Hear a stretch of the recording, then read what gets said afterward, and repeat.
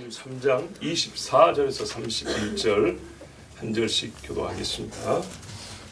그 위는 맏다시요, 그 위는 레위요, 그 위는 멜기요, 그 위는 얀나요, 그 위는 요셉이요. 그 위는 마타야요, 그 위는 아모스요, 그 위는 나홈이요, 그 위는 에스요, 그 위는 마게요. 그 위는 마아시요, 그 위는 마따디아요, 그 위는 서머인이요, 그 위는 요색이요, 그 위는 요다요. 그 위는 요하나니요, 그 위는 네사요, 그 위는 스룹바벨이요, 그 위는 스알디엘이요, 그 위는 네리요. 그 위는 멜기요, 그 위는 압디요, 그 위는 고삼이요, 그 위는 엘마담이요, 그 위는 에르요. 그 위는 예수요, 그 위는 엘리에요, 그 위는 유르니요, 그 위는 마타시요, 그 위는 네리요. 그 위는 시몬이요, 그 위는 유다요, 그 위는 요셉이요, 그 위는 요남이요, 그 위는 엘리야김이요. 그 위는 엘리야요, 그 위는 벤나요, 그 위는 마따다요, 그 위는 나단이요, 그 위는 가이시요. 아멘. 우리가 지금 예수님의 족보를 보고 있는 중입니다. 마지막에 아담까지 가면요, 제가 아담에 관하여 집중하여 제 생각으로 한 5주 이상 설교를 할 계획을 갖고 있습니다. 우리가 몇 년 전에 대주제를 하나 정해서 이렇게 시리즈로 설교한 적이 있었죠. 올해는 어떤 생각을 갖고 하냐면 아담을 주제로, 그동안에도 설교했지만 다시 한번 해야 되겠다는 그런 감동도 있고 지금 준비 중에 있습니다. 아직 아담까지 가지는 않았습니다. 몇 번 더 설교한 후에 갈 텐데 그때 이후로 아담을 전하기로 하고요. 오늘 이 족보에 보면 24절부터 31절까지, 그러니까는 요셉의 위는 헬리오에서부터 다윗의 아들 나단, 솔로몬의 형제입니다. 밧세바의 아들 중에 하나가 나단인데 이 나단까지 올라갔습니다. 그런데 보면 친한 사람 있습니까? 아는 사람도 별로 없죠. 익숙한 이름도 뭐 해봐야 다윗, 맨 마지막 다윗인데 이것은 나단은 다윗의 아들이요, 그러니까 아직 다윗이 아니고 나단도 익숙하지 않은데, 그렇죠? 스룹바벨 정도, 27절에 스룹바벨 정도는 본 것 같고, 뭐 두 번째 성전이 스룹바벨이 와서 지었다 하니까 그 정도는 기억이 나죠. 실제로 여기 기록된 사람들 보면 성경에 여기서 딱 한 번 언급된 사람이 대부분입니다. 처음 언급되었기 때문에 설명도 없습니다. 스룹바벨에 대해서는 성전 짓는 이야기에서 자세히 나와 있고요. 그 외에는 알려진 사람이 사실상 없습니다. 스룹바벨의 아들버지는 스알데리오, 그 위는 네리오 이렇게 돼 있는데, 우리가 이 앞에 헬리 설교할 때 이 친아버지하고 양아버지하고 두 아버지가 있는 경우가 있다. 또는 한 사람이 이름이 두 개, 세 개 있을 경우도 있고, 그래서 이거는 어떻게 조화를 시키는지 앞에서 말씀을 다 드렸습니다. 자, 일단 오늘 우리 족보에는 모르는 사람이 대부분이다. 딱 한 번 언급된 사람들이 대부분이다. 그러나 이 사람들 아무렇게나 집어넣은 이름이 아니다. 꿰어 맞추려고 만들어낸 이름이 아니다. 만일에 그럴 것 같으면 좀 그럴듯한 이름을 갖다 넣어야지. 똑같은 이름이 몇 번씩이나 나오잖아요. 그죠? 똑같은 이름이 몇 번씩이나 나오게 사람이 꾸미면 그렇게 안 꾸밉니다. 좀 더 영적이고 은혜스러운 이름을 지어다가 그 세대마다 필요한 이름, 그 세대에 필요한 어떤 영적 교훈이 담긴 이름들을 막 꽂아 넣겠죠. 그렇지 아니하고 똑같은 이름이 두 번, 세 번 나오고, 왜냐하면 이게 유대인의 풍습이 그래요. 아버지 이름 갖다 쓰는 경우, 할아버지 이름 갖다 쓰는 경우 많기 때문에. 그 세례 요한 같은 도 그랬잖아요. 요한이라 하라니까 그 조상 중에 아버지 이름 중에 요한이라 이름한 적이 없는데 왜 얘만 특별하게 요한이냐 이렇게 물어봤죠. 풍습이 조상 이름을 반복하여 쓰는 일이 있기 때문에 이게 매우 자연스럽다는 겁니다. 반복된 이름들이 있다는 거.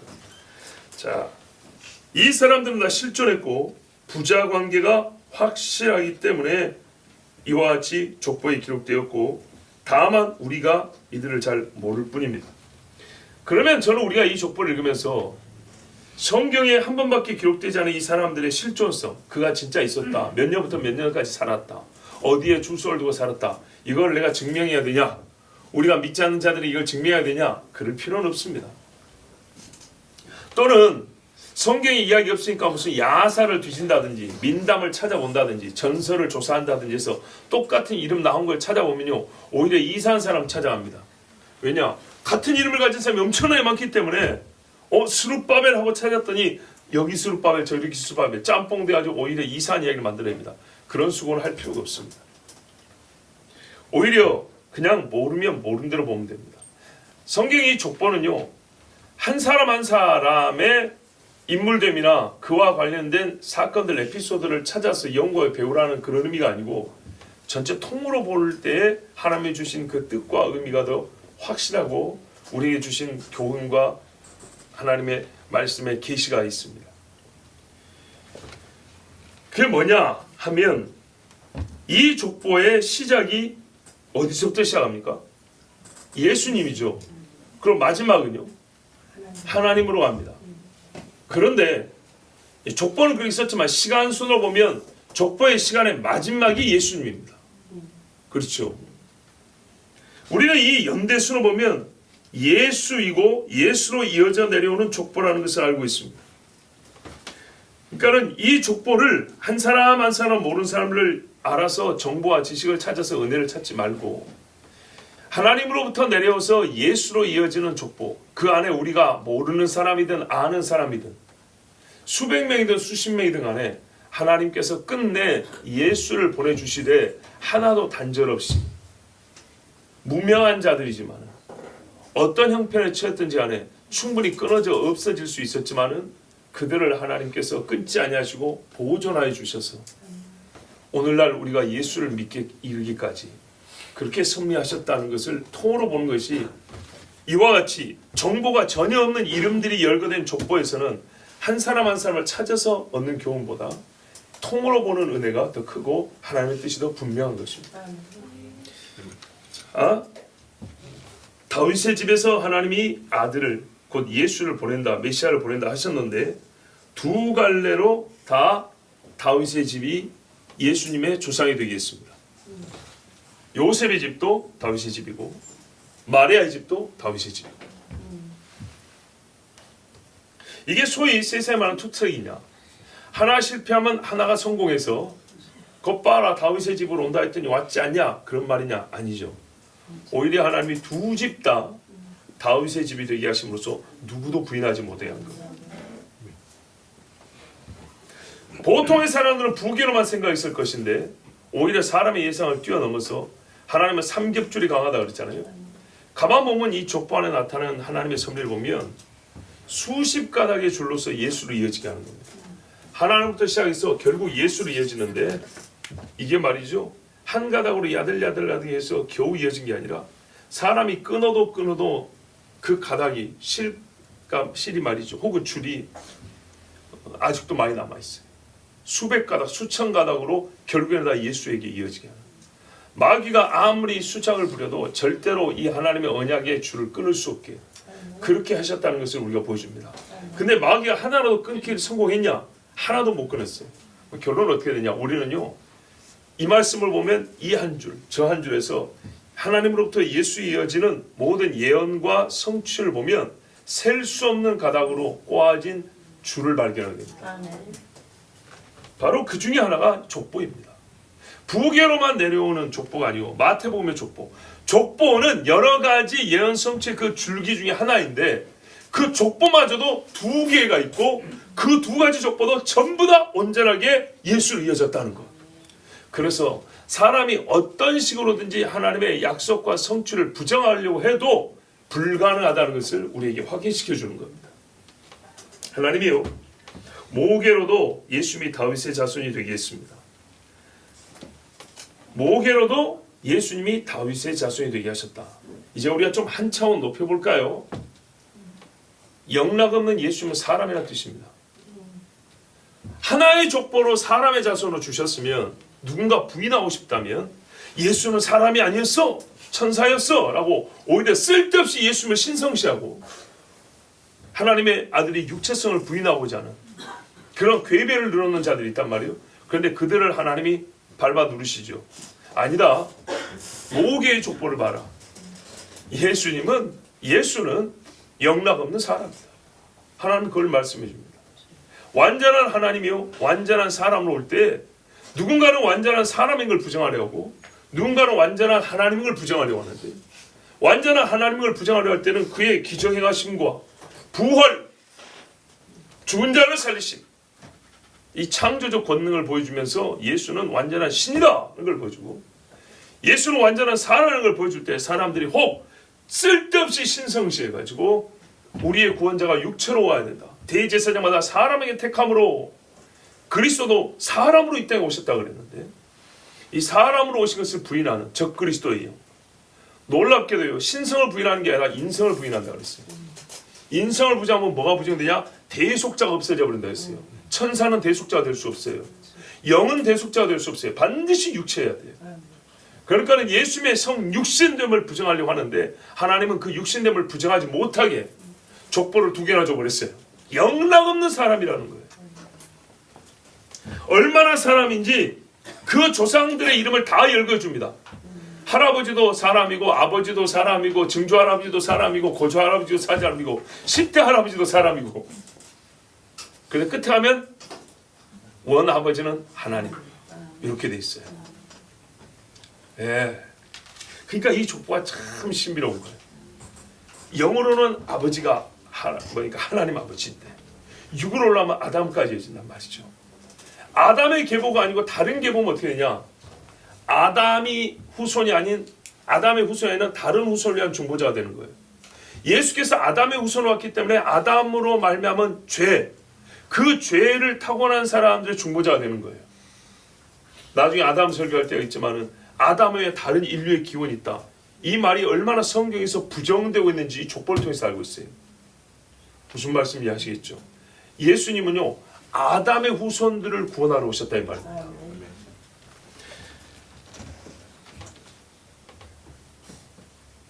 예수님은 조상이 다 사람입니다.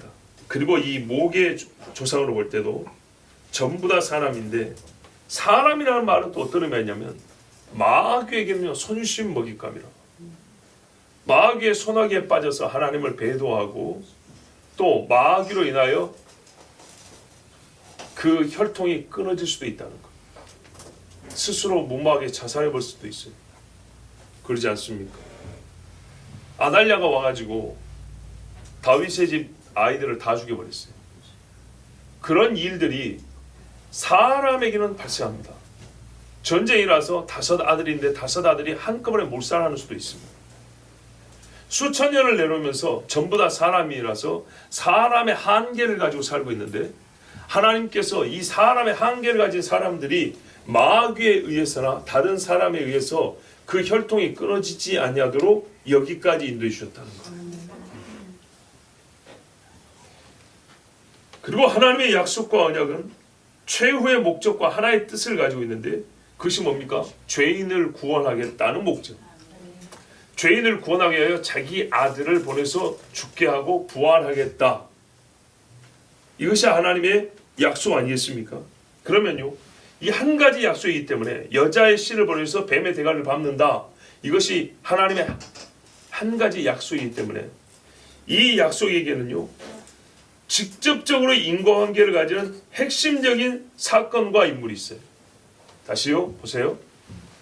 하나님이 사람이 지은 모든 행위를 문제 삼은 게 아니라 선악을 알게 하는 나무 열매를 따먹은 걸 문제가 삼았어요. 이게 죄다 그랬어요. 그리고 이로 말미암아 모든 인류가 저주를 받았는데 이 죄로 말미암아 죽을 수밖에 없는 사람을 살리는 게 하나님의 목적이에요. 그래서 이를 위하여 하나님이 정한 이것을 가능하게 하는 원인된 사건, 중보자가 대신 죽어줘야 된다는 거예요. 그렇죠. 그 중보자를 하나님이 여럿을 두지 아니고 예수 한 사람을 주셨어요. 하나의 목적에 하나의 사건, 하나의 중심인물. 그래서 하나님의 한 뜻을 이룬단 말이죠. 구원한다는 한 뜻을 이루시는 거예요. 이게 바로 핵심적인 인과관계를 가지는 목적과 사건 또는 인물이에요. 그래서 예수 그리스도와 예수님의 사역을 아는 것이 중요하고 예수 그리스도가 이 땅에 오셨고 그가 죽으시고 부활했다는 것이 바로 이 언약 실행의 중심 사건이에요. 그런데 이 중심 사건은 하나님이 정한 때에 일어나는 거예요. 예수님이 그 때에 오는 거예요. 그러면 그 때가 이르기까지 하나님이 예비하신 일도 있어요. 예비하신 일이 있고 예비하신 인물이 있고 준비해 쓰신 인물이 있고 사건들이 있어요. 그 사람들이 바로 예수님 오시기 전에 이 족보에 나온 사람들입니다. 예수님의 사역을 먼저 준비한 사람은 요한이지만 또한 여러 선지자이지만 예수 그리스도는 그 인물 중보자가 이 땅에 오는데 하나님이 예비하여 두신 사람들이 바로 이 족보에 기록된 사람들입니다. 이 사람들의 70년 80년의 인생이 없었다면 그들이 먹은 밥그릇이 한꺼번에 100번이 비어버렸다면 예수님이 이 땅에 못 옵니다. 100끼를 굶고 살 수 있는 사람이 있습니까? 없지요. 하나님이 한 사람 한 사람 수명과 먹는 음식과 생활의 환경을 보존 지켜주셔서 예수님까지 이룰 수 있도록 섭리하여 주셨습니다. 아멘. 그래서 늘 말씀드리면 하나님의 약속은 널뛰기 하듯이 쿵하면 이렇게 해서 이루어진 게 아니라 했어요. 세찬 강물에 징검다리가 하나 놓여있는데 그 징검다리 돌을 하나하나 딛고 가서 강을 건너듯이 하나님은 이런 식으로 역사 가운데 순서와 절차를 거쳐서 그의 약속을 이루신다고 말씀했어요. 아멘. 그래서 한 대도 건너뛰지 않습니다. 오히려 셀 수 없는 사건과 인물을 사용하심으로써 바로 그 사건, 예수 사건을 하나님이 증명하시는 거예요. 아멘. 얼마나 하나님이 신실하게 운행 오시고 섭리하셨는지를 우리에게 보여주시는 거예요. 여러분, 이런 많은 사건이 있고 인물이 있으면 여러 중에 실패한 것을 빼고 남은 것 뭐 하나만 있으면 되겠지. 그게 아니라요. 처음에 말씀드린 대로 동반된 모든 사건이 예수께로 집중되고 동원된 모든 인물이 예수 그리스도의 구속의 섭리 안에 있게 하심으로써 최후의 사람 예수와 최종의 사건 부활이 진실하다는 것, 이게 하나님의 약속대로 이루어졌다는 것을 보여주신다 이 말입니다. 아멘. 한 사람의 인생도 서로 얘기해보라면 할 이야기가 얼마나 많습니까? 평안한 시절에도 말이죠. 평안한 시절에도 한 인물의 삶을 얘기해보라면 들을 것들이 많아요. 그런데요, 이 수십 명, 수백 명이 내려올 동안에 전쟁이 몇 번인가요? 사망이 몇 번인가요? 싸움이 몇 번인가요? 고향을 떠나고 쫓겨난 사람이 몇 명인가요? 하나님의 이 모든 약속이 역사 중에 실존하였음을 보여주는 것, 이 증명 중에 하나가 족보입니다. 이 많은 사람이 헛되이 살지 않았습니다. 하나님의 약속과 무관한 인물이 한 사람도 없었습니다. 보세요. 예수님이 안 왔다면 약속과 무관할 수 있는데 예수님이 왔잖아요. 이 사람들의 삶이 있어서 예수님이 왔잖아요. 그래서 예수님의 오심, 하나님의 약속의 성취와 무관한 인물이 한 사람도 없습니다. 그들이 어느 시대에 태어나서 어떤 일을 겪었건 간에 모두가 자기에게 허락된 수명과 또한 일을 하면서 자기 때를 살았습니다. 족보는 보여줍니다. 하나님의 약속은 시간이 지난다여 희미해지거나 변경되거나 왜곡되지 않는다는 것을 보세요. 처음에 몇 대에는 하나님의 약속을 의식하며 살고 하나님께서 이 몇 대의 사람들은 약속에 충실하게 인도해 오시고 몇 대는 그냥 내버려두고 몇 대는 다시 하나님이 붙들어서 예수님 때가 가까우니까 몇 대는 하나님이 또 특별하게 보여주시고 이러지 않았어요. 각 세대마다 하나님은 보여주셨어요. 이 사람들이 유대 땅 어느 고을에 거주하였던 바벨론의 어느 강변에 살았건 페르시아의 어느 산촌에 살았건 포로기를 겪건 자유인이었건 신분이 높건 지위가 높건 낮건 간에 하나님은 전부 다 이 사람들이 하나님의 날과 약속의 날과 때를 위하여 정하시고 그들을 이어오게 하셨어요. 그들이 알건 모르건 하나님의 구속의 섭리 안에 있게 하셨어요. 그래서 여러분, 에피소드 없는 이 그리스도의 족보, 창세기도 보면 족보가 한 10번 나오는데 그렇게 예사로 읽을 것이 아닙니다. 누구 한 사람, 여러분, 내 이름을 무덤덤하게 읊은다거나 이름 석자 써져 있으니까 내 삶에 우여곡절도 없을 거라고 생각하면 여러분 억울하지 않으세요? 뭐 전쟁 겪었습니까? 그렇지도 않았잖아요. 사실 가만 보면 동그라미 몇 개의 문제고 몸에 병원 몇 번 더 갔냐 덜 갔냐의 문제고 학교 좀 높은 데 갔냐 낮은 데 갔냐 이런 문제인데 그거 뭐 대단하다고 그래도 내 이름 기억 안 해주면 섭섭하잖아요. 너무 즐거움 없이 산 것처럼 무난하게 산 것처럼 사람들이 그렇게 생각하면 서운하잖아요. 그래서 나도 고생 좀 해봤다고 막 얘기하려고 그러잖아요. 그런데 여러분, 이 사람들 우리 그렇게 무덤덤하게 읽으면 안 돼요. 발음하기 어려운 이름들 그냥 읊듯이 그렇게 하면 안 되고 묵상하라 그랬어요. 모든 말씀 묵상하라. 이 많은 사람들이 살면서 우리가 잘 아는 출애굽이 있어요. 여기에 광야가 있어요. 가나안 땅에서의 삶이 있고 사사시대가 있고 왕정시대가 있고 아수르의 전쟁 18만 5천을 치렀던 하나님의 역사가 있고 다윗시대 인구조사해가지고 7만 몇만 명 죽었던 일이 있고 기근이 있었어요. 엘리야가 바알과 아세라에서 싸움이 있었어요. 안 내리던 비가 내렸어요. 바벨론이 쳐들어와서 성전이 불타버렸어요. 서롬에 사는데 하만이 와서 유다인들 다 죽여버린다는 일도 있었어요. 겨우기에 와서 성전 짓고 초막절 지키면서 울고 회개하고 그랬더니 헬라가 들어와서 또 유대 땅을 더럽혔어요. 성전에다가 돼지 머리 잘라놓고 유대인들을 핍박해 죽이고 목이 잘려 죽은 사람이 많고 수천 명이 십자가에 매달려 죽었어요. 그 중에 예수님 있었어요. 이렇게 대충만 생각해도 이 이름들 그냥 읊어 넘어가면 되겠습니까? 어느 한 집안에 족보를 볼 때도 이 할아버지 때 임진왜란이 났는데 하면 몇 날 며칠 할 얘기가 있을 거예요. 여러분, 그러나 하나님께서는 그렇게 길게 말하라고 이들 족보에 나온 이름들에 대해 설명을 해주진 않았어요. 그러니까 우리가 그렇게 길게 할 필요는 없어요. 다만 이름들이 짧은 만큼 네리오 두 글자의 만큼 이 사람들 2초 살다 죽은 거 아니라 이 말입니다. 20년 살다 숨 끊어진 사람들 아니에요. 밥 두 끼 먹고 인생 마친 사람들 아니었어요. 다 힘들고 어려운 시절에 그리스도의 나를 위하여 하나님이 준비하고 쓰신 사람들이었어요. 아멘. 우리보다 훨씬 고생 많이 했고 훨씬 더 기도 많이 한 사람도 있어요. 더 위험한 순간에 하나님의 약속의 때를 받으면서 믿음과 소망과 사랑은 항상 함께 있을 것이라는 거 우리는 바울을 통해 배웠지만은 이들은 삶을 통해서 배운 사람들도 적지 않습니다.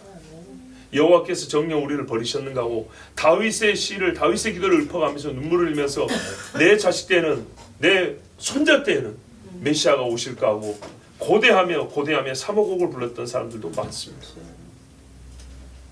우리 스스로 한번 생각해 볼까요?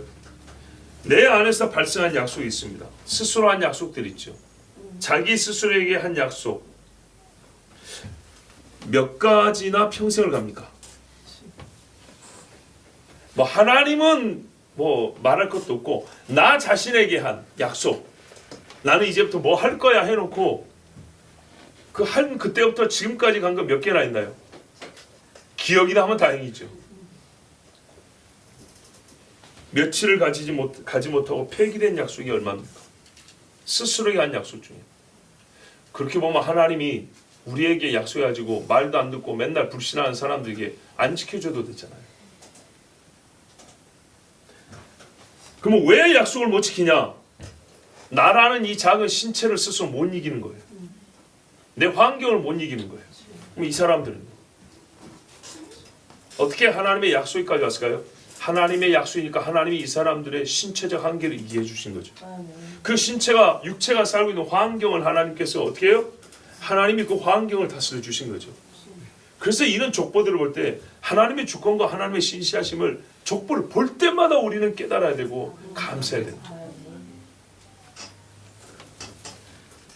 나 자신의 작은 신체를 넘어선 약속 성취의 조건들을 얻지 못하고 이루지 못하여서 중도에 스스로 변경해버리고 약속 바꿀게요. 일부러 잊어버리고 기억 안 나는데 고의적으로 방치해버려서 흐지부지하게 만든 약속이 몇 개입니까? 하나님을 향하여서도 우리가 한 약속이 그렇게 없어져버린 게 몇 개입니까? 이유는요. 전부 다 육체에 관한 것들이에요.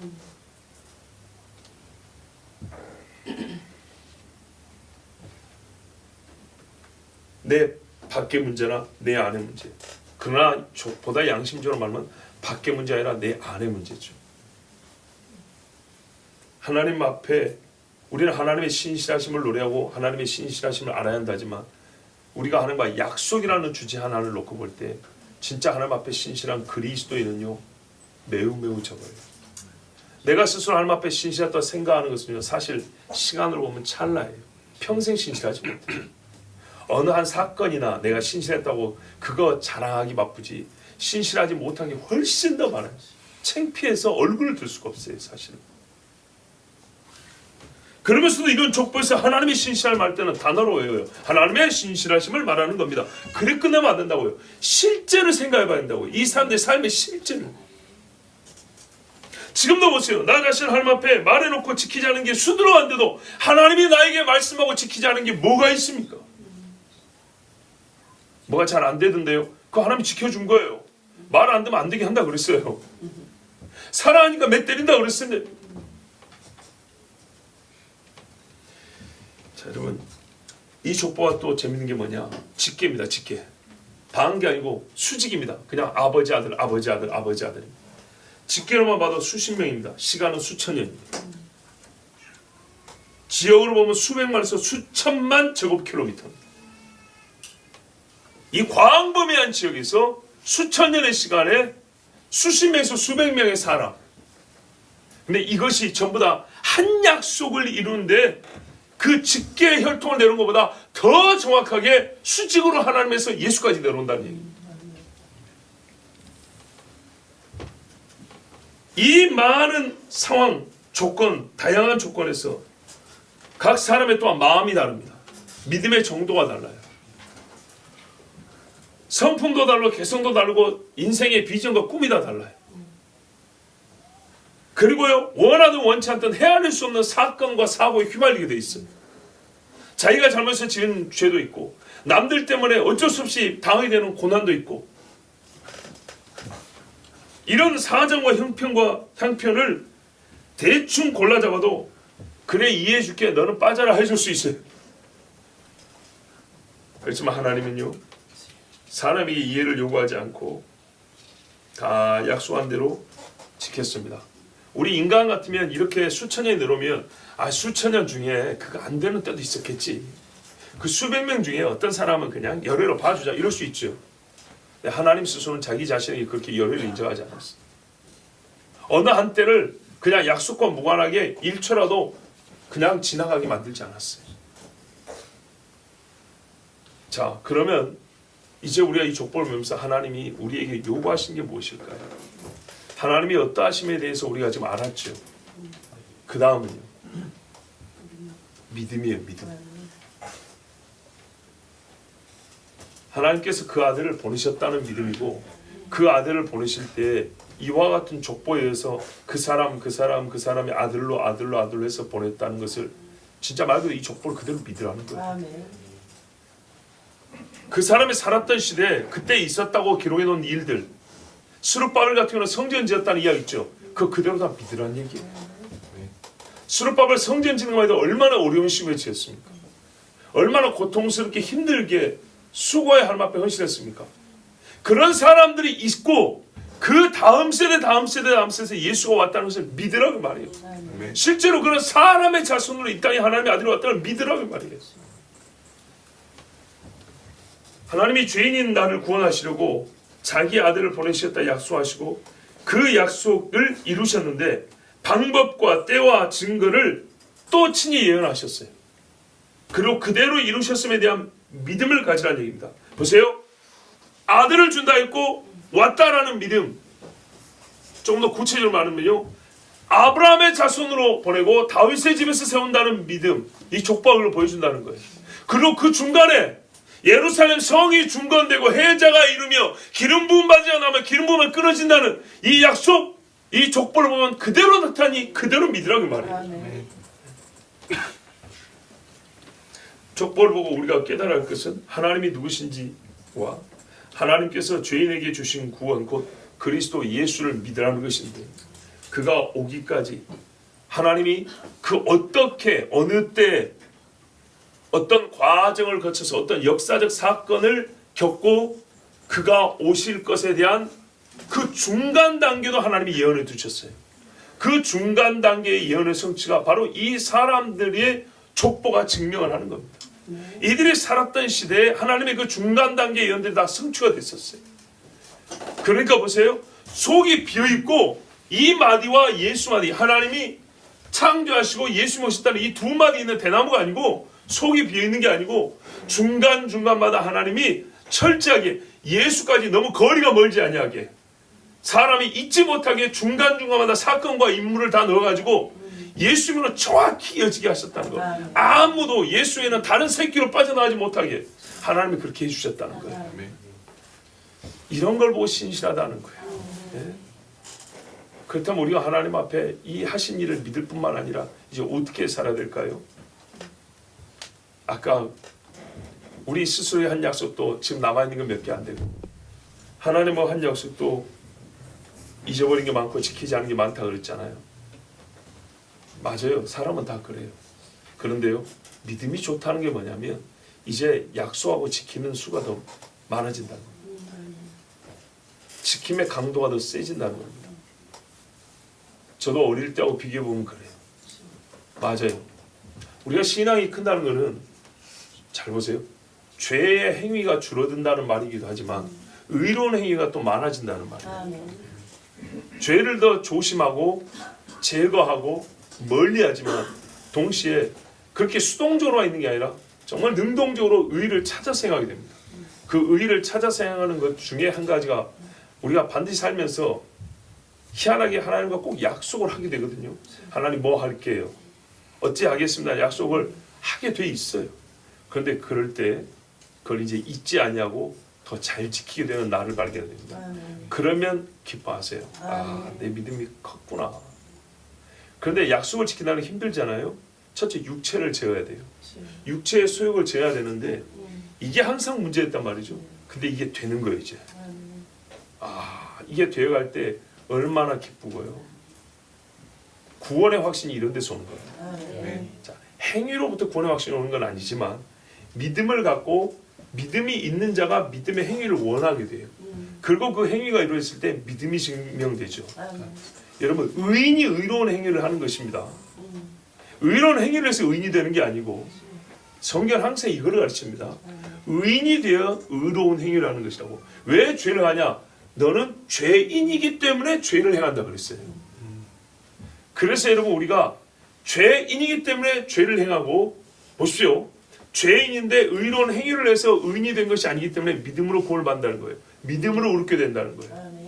죄인이 죄의 행위를 벌여서 의인이 되는 게 아니기 때문에 믿음으로 의롭게 된다는 거예요. 믿음으로 의롭게 되면 이 믿음으로 의롭게 된 자는요, 죄를 미워하게 돼 있어요.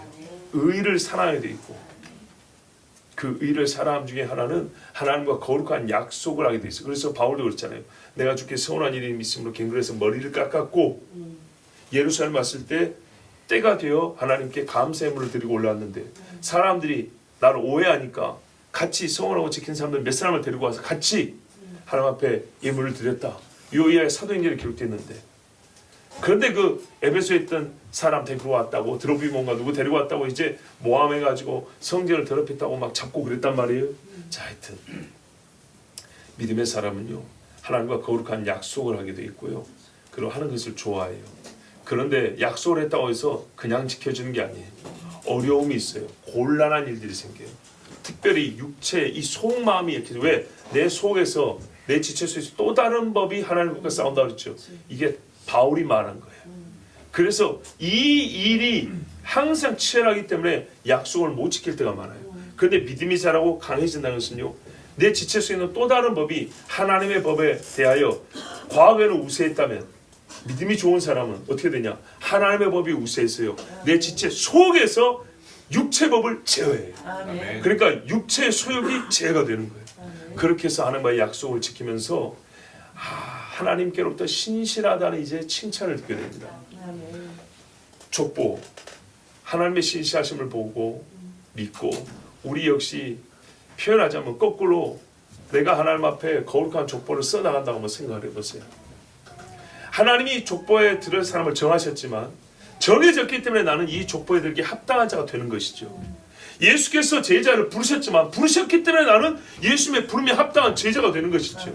예수님 그랬잖아요. 너는 제자가 됐으니까 됐어 그러지 않을 거예요. 제자가 됐으니까 이제 네 십자가를 지고 따라와 그랬잖아요. 그래서 제자들이 어떻게 해요? 도망가지 않냐고 갈 일이 있어 다시 주님을 만나야 되는 것이었죠. 마찬가지예요. 우리가 신실한 하나님의 약속, 그 성취의 족보를 봤다면, 이제는 그렇게 택함 받은 사람들 봤다면, 이들이 그 택함 안에 살았던 것처럼 내가 거룩한 약속의 계보에 하나님의 부르심을 받았으면 나는 여기에 합당하게, 이 족보에 들기에 합당하게 나 역시도 이게 약속이라는 주제를 갖고 있다면 하나님 앞에 약속하고 지키는 이 족보에 들게 하심에 부르심에 합당한 삶을 살아야겠습니다. 아멘. 하나님의 은혜가 큽니다. 하나님의 정하신 방식, 연약한 사람들을 부르시고 그리고 그들을 통하여 약속의 아들이 오게 하셨습니다. 그런데 여러분, 이 방식 안에 은혜가 있지 않습니까? 왜 굳이 이 못난 사람들을 불러서 마치 사다리에 발판 하나하나씩 이렇게 채워가지고 끝까지 오르게 하시는 것처럼, 혹은 다 내려오게 하시는 것처럼 이 사람들을 끼워 넣으셔서 예수님 오게 하셨을까요? 그렇게 생각하면 하나님이 능력이 없어서 우리 같은 연약하고 부정한 사람들을 하나님의 일을 하시는데 끼워 넣어 주셔가지고, 우리 이름을 끼워 넣어 주셔가지고 하나님이 일을 하실까요? 그래서 하나님의 방식도 의롭고 아멘. 하나님의 일하시는 방식도 은혜로운 것입니다. 아멘. 항상 하나님께 감사하고 주의 신실하심을 찬송하십시오. 아멘. 기도하겠습니다. 아버지 하나님, 감사합니다. 주의 능하심과 공의로우심과 은혜가 이 족반에 나타나 있습니다. 우리도 항상 예수 제자 은혜로 부르셨기 때문에 너희는 제자로 살라는 것처럼 우리가 예수의 은혜 족보 안에 부르심을 받았으므로 말미암아 이 믿음의 족보 안에 합당한 믿음을 가진 예수 이름을 짊어진 하나님의 사람들로 살게 하여 주시옵소서. 아멘. 하나님의 신실하심과 주 하나님의 은혜와 그 섭리의 보존과 하나님의 약속이 어떻게 온전하게 이루어졌는지를 다 알았습니다. 주여, 우리가 믿습니다. 이 믿음대로 하나님이 또한 훗날에 우리 이름이 우리 후손들이 보는 믿음의 족보에 들어갈 수 있도록, 아버지 그 부르심에 합당한 믿음의 삶을 살 수 있도록 우리의 믿음도 보존하여 주시옵소서. 아멘. 예수 그리스도 이름으로 기도하옵나이다. 아멘. 아멘. 우리 하나님 앞에